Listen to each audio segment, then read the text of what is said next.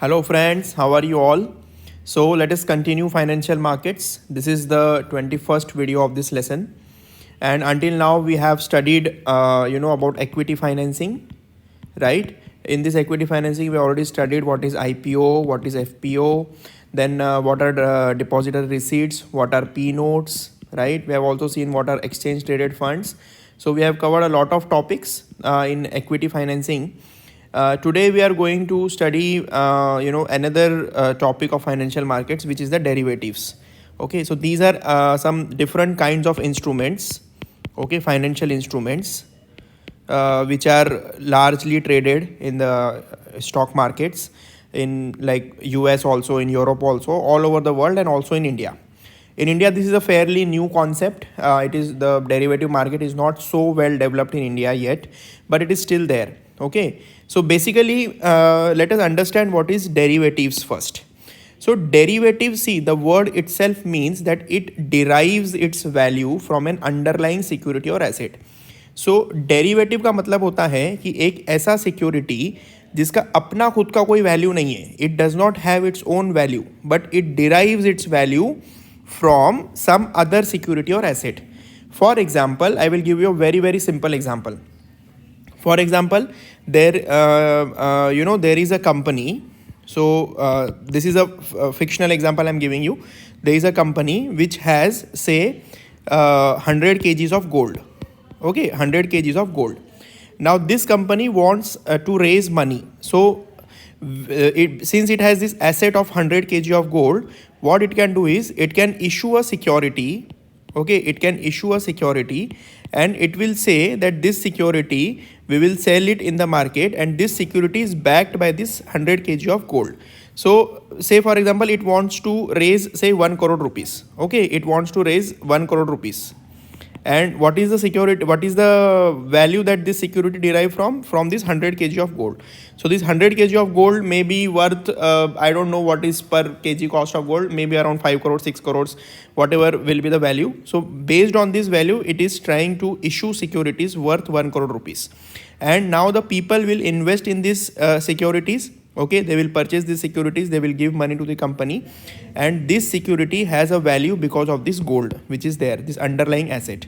So such a security is known as derivatives. Okay, because they don't have their own value.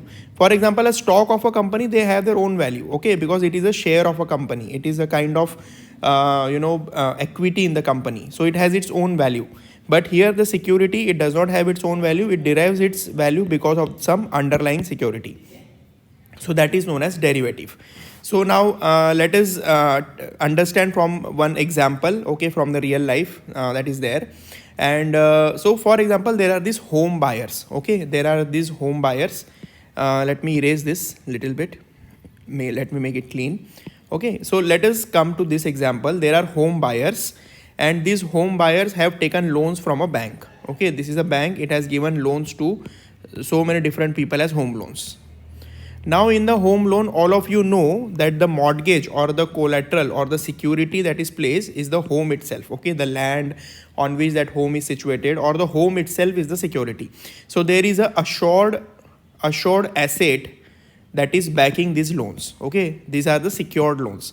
So there is a collateral, there is a security, and this security are known as mortgage basically. Okay, this mortgage act as the security that this bank has. So in a way, these loans are kind of assets of the bank, right? These are the assets of the bank. You already know, we have already discussed this, that for a bank, the loans that the banks give to the people are its assets.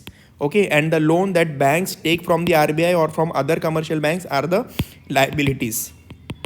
So basically, banks have these assets in the form of home loans, in the form of mortgages. Now what is happening this in the financial market? So new innovations happen in the financial markets. So many creative ways of raising money happens.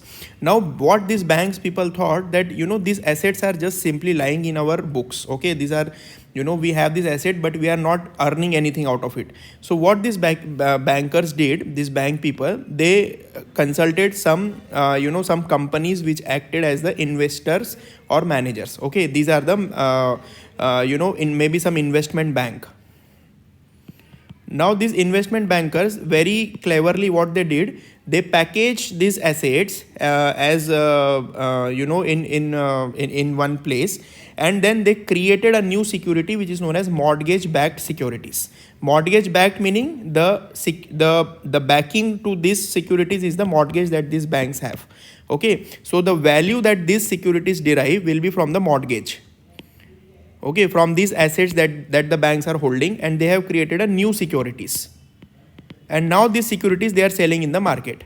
Okay, people are subscribing to it, people are buying these securities because people also feel that okay, these are mortgage backed, okay, their money is safe, because in case something happens, or anytime this mortgage can be sold off, it can be auctioned off, and they can get their money back. So this is how these mortgage backed securities were created, and this is how the retail investors invested in this. Friends, you won't believe there are derivatives of derivatives also. So there are mortgage backed securities, and there are derivatives which use these as the underlying also. Okay, here the underlying security is the mortgage, is the assets. So in derivatives, always keep in mind that there are two concepts. One is the derivative instrument, and another thing is the underlying, okay, underlying security. Underlying security meaning the security from which the derivative security derives its value. Okay, here the underlying is the mortgage, is the assets. That is why it is known as mortgage backed securities. And primarily, friends, this was the reason for the global financial crisis of 2008. Okay, this is also known as the Lehman Brothers crisis. Lehman Brothers crisis, and this mortgage backed security was the main culprit in this. We will if time allows us, later on we will discuss all this global financial crisis, Asian financial crisis, different financial crisis, the Great Depression of 1930s, everything we will discuss if the time allows us. It is not a part of our syllabus per se, but it is interesting to know what actually happened. Okay, so maybe you can comment me in the comment section whether you want this particular part to be discussed or not. Now see, what is underlying, I've already explained to you. It can be any physical assets, it can be debt or equity securities, it can be foreign exchange, it can be commodities, it can be other derivatives too. Okay, so underlying can be any security. Now let us discuss two famous derivative instruments which are known as futures and forwards. Okay, so what are futures and forwards? Futures and forwards are basically the contracts which obligate sale or purchase of any asset or security at a predetermined future date at a predetermined price regardless of the market value at that time. So this may sound a little technical to you. Let me explain it to you in a very simple way. Okay, what are futures and forwards? Futures and forwards are that, say for example, if there is a person A, he is getting into a contract with person B. What is this contract? So the contract is that person A is promising person B that he will purchase 10 number of shares of Tata Motors after exactly 30 days at ₹1000. Okay, so A क्या बोल रहा है B को कि 30 दिनों के बाद after 30 days I will buy 10 shares of Tata Motors, okay, of Tata Motors from you at the rate of 1000 each. Okay, this is the promise, this is the contract that person A is signing with person B, and in return person B is also telling him that okay, I will sell you after 30 days 10 shares of Tata Motors at 1000 rupees. Okay, now the current market price of Tata Motor share is say 990 rupees. Okay, अभी उसका कीमत है 990 rupees. But why will a person A enter into such contract with person B? Because person A feels that the price of Tata Motors after 30 days will increase beyond 1000 rupees. Okay, तो उसको ऐसा feel होता है, उसका ऐसा speculation है, उसका ऐसा अंदाज है, he is guessing that the price of Tata Motors share will be more than 1000 rupees, and therefore it is beneficial for him to make a contract today, okay, with person B. On the other hand, the person B feels that the price of share will be below 1000 rupees after 30 days. So if he is able to sell these shares at 1000, he will make profit. Okay, so this is how the futures and forward contracts take place. Basically, it is done at a predetermined future date, okay, after 30 days, after 60 days, after 180 days, like that, and at a predetermined price. So here two things are fixed, 30 days and 1000 rupees, the price are fixed. So now I think you will understand this definition. These are the contracts which obligate sale and purchase of an asset or security at a predetermined future date at a predetermined price. It can be any asset or security. Okay, it need not be just shares or equity or debt bonds. It can be anything. Okay, so that is known as futures and forward contracts. Now after 30 days, even if the price is 980 rupees, A will have to buy the shares at 1000 rupees, or even if the price is 1020, B will have to sell at 1000. So I told you that it depends on the luck of A or B. So for example, if A is lucky, price will be more than 1000 at 1020, say for example, and A will get the 10 shares at 1000 rupees. If B is lucky, then the price of shares will be 980 rupees or less than 1000 anything, and he will be able to sell at 1000 rupees. So it depends. Okay, so this is how the futures and forward contracts take place. Now why are these derivatives? Why are the futures and forwards derivatives? Okay, these are derivatives because see, these contracts themselves don't have any value. They have value just because of this underlying security. You go, okay, whatever the security is getting traded, and depending on the market movement, they will derive their value. Okay, I will explain it to you below how it happens. So let us first understand the difference between futures and forwards. So futures and forwards are slightly different from each other. They are not exactly the same. Okay, let us see what it means. So futures are kind of standardized contracts, and it can be traded on exchanges. Okay, on Bombay Stock Exchange, on NSE, okay, on New York Stock Exchange. Futures are being traded on a stock exchange. Now why are they standardized contracts? Because see, futures are usually for stocks, for bonds. Okay, they are for standardized instruments. Okay, the underlying securities are standardized ones. So as a future के contract ना market में readily available होते हैं.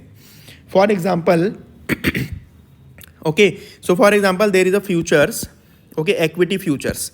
Now in this equity future, this is a standard contract. Okay, on this standard contract it is mentioned that 100 shares will be sold at a price, okay, at a price of say rupees 1000, okay, on 1st January 2023, like this. So somebody enters into a contract like that, say 1 month before this. So basically this is a standard future contract. Okay, and these kind of multiple contracts are there. Now what happens, see, now what will happen now in between these 30 days, for example, this future contract is for 30 days.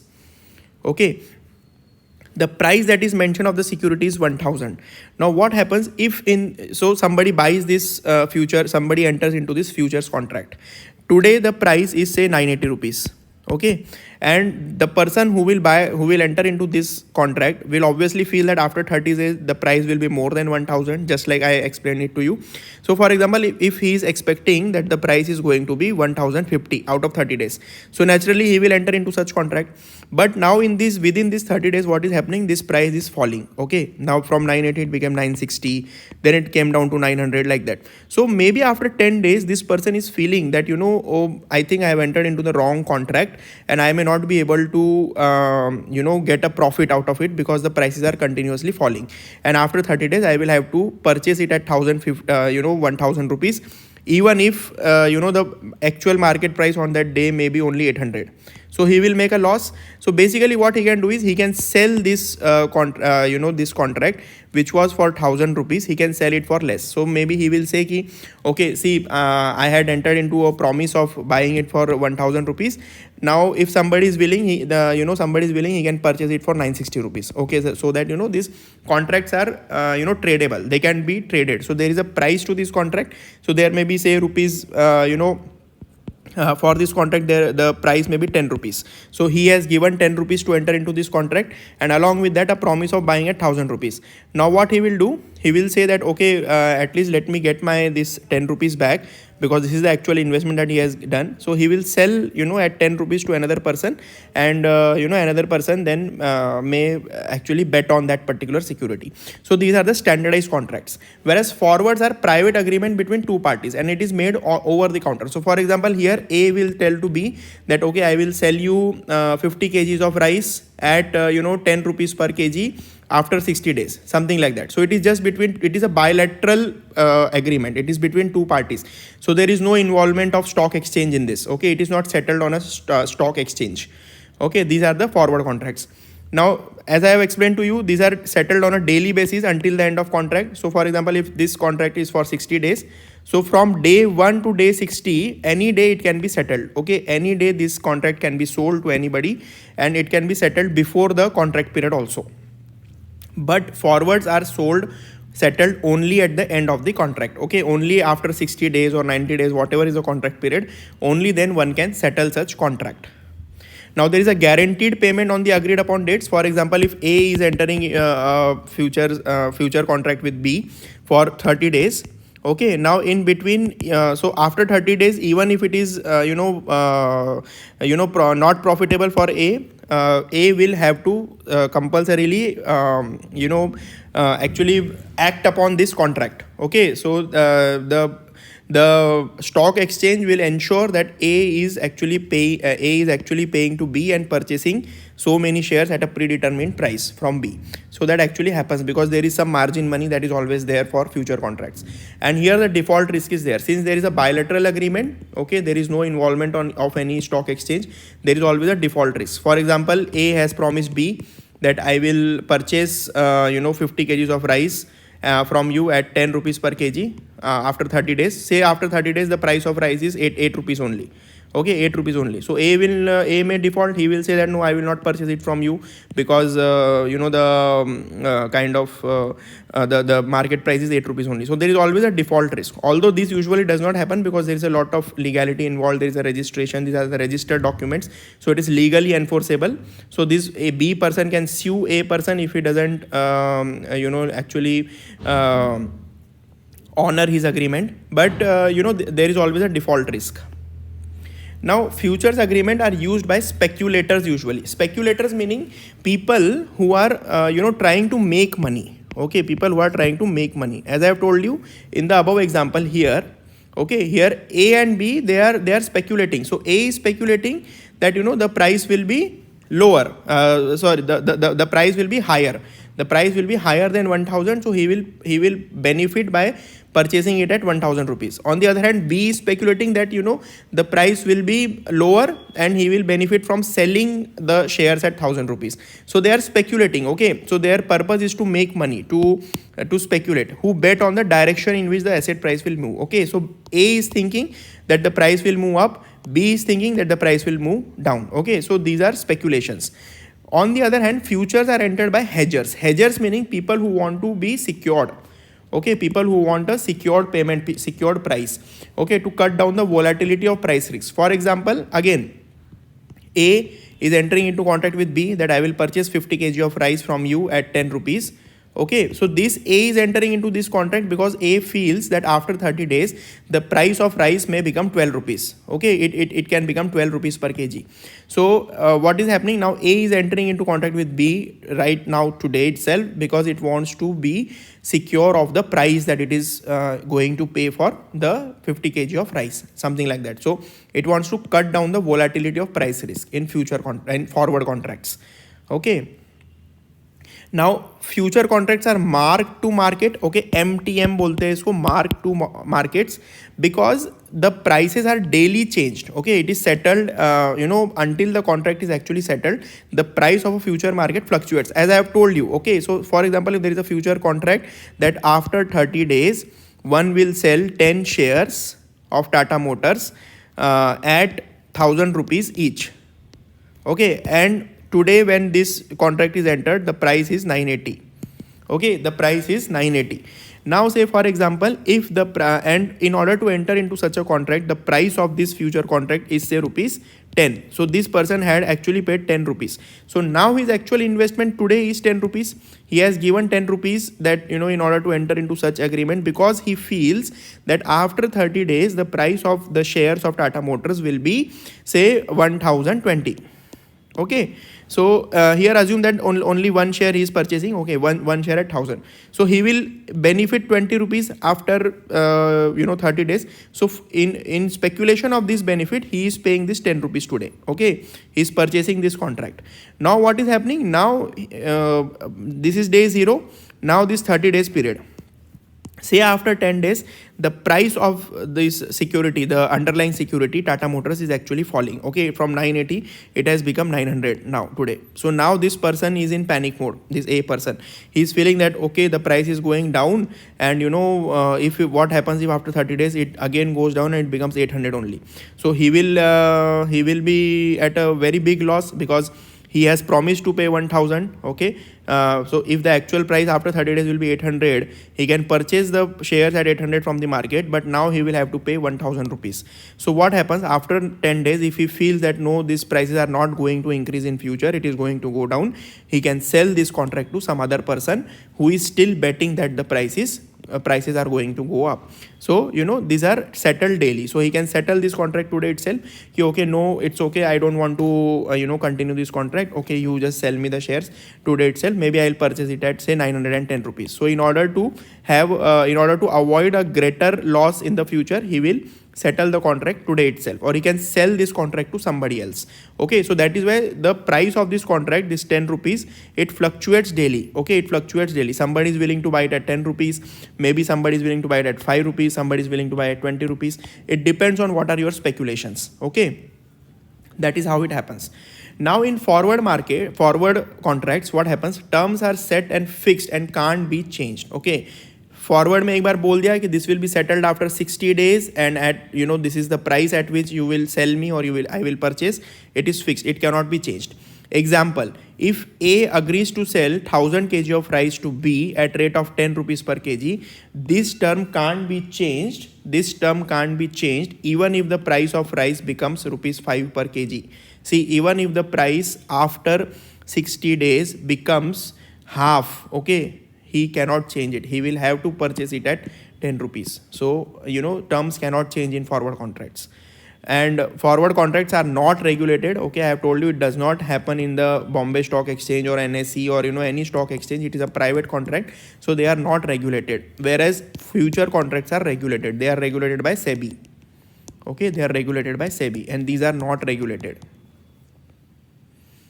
Now another kind of derivative instruments are options. We have already seen this 2-3 times. What is the meaning of options? So options is the instruments which give right to buy and sell at an early date. Okay, at an early date. For example, there are two types. One is call option, another one is put option. Let us see what is the meaning of them. Call option is the right to buy, okay, to call, and put option is the right to sell. Now these are again the derivative securities. Okay, now what happens? See, for example, I am an option trader. Okay, I am an option trader.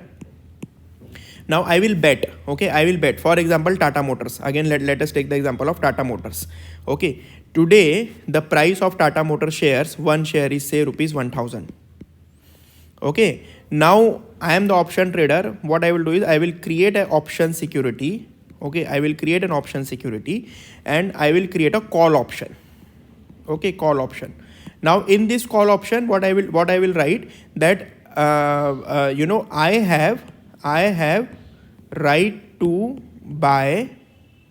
I have right to buy 10 shares of Tata Motors from you at or before 1st January 2023 at some rate, say for example at rupees 900, something like this. Okay, so again this is a kind of future security, but see what is the difference, I'll tell you. Option, so here option you can exercise at any time. Okay, you have the right to buy or sell at an early date. For example, you have entered into an agreement that you are going to sell it after 60 days. If you have the call options, you can buy it at an early date. Okay, you can exercise that option.